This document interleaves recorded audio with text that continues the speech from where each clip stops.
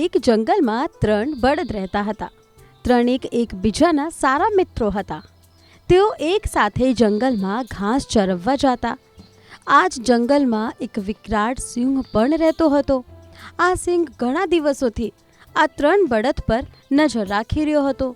તે ત્રણેકને મારીને ખાવા માંગતો હતો. તેણે આખલાઓ પર ઘણી વખત હુમલો પણ કર્યો, પરંતુ આખલાઓની પરસ્પર મિત્રતાને કારણે તે ક્યારેક સફળ થયો ન હતો.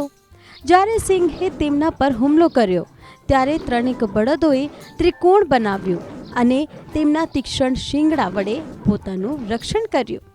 ત્રણેક બળદોએ મળીને ઘણી વખત સિંહોનો પીછો પણ કર્યો હતો, પરંતુ સિંહ કોઈક પણ ભોગે તે ત્રણેકને ખાવા માંગતો હતો. સિંહ સમજી ગયો કે જ્યાં સુધી આ ત્રણેક સાથે રહેશે ત્યાં સુધી તેમને મારી શકાય નહીં. તેથી એક દિવસ તેણે આ ત્રણેકને અલગ કરવાની ચાલ કરી. સિંહે બળદને અલગ કરવા જંગલમાં અવાજ કર્યો.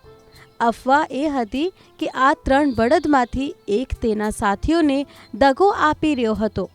પછી શું હતું? આખલાઓમાં શંકા જાગી કે આપણને છેતરનાર કોણ છે.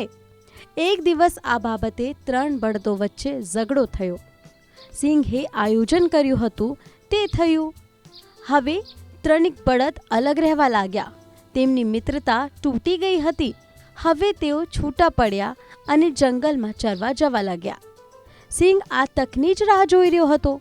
એક દિવસ સિંહે 3માંથી એક બળદ પર હુમલો કર્યો.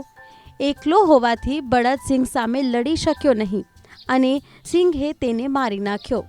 થોડા દિવસો પછી સિંહે બીજા બળદ પર પણ હુમલો કર્યો અને તેને મારી નાખ્યો અને ખાધો. હવે માત્ર એક બળદ બચ્યો હતો. તે સમજી ગયો કે હવે સિંહ તેને પણ મારી નાખશે. તેને બચવાની કોઈ આશા નહોતી. તે એકલો સિંહ સામે લડી શક્યો નહીં.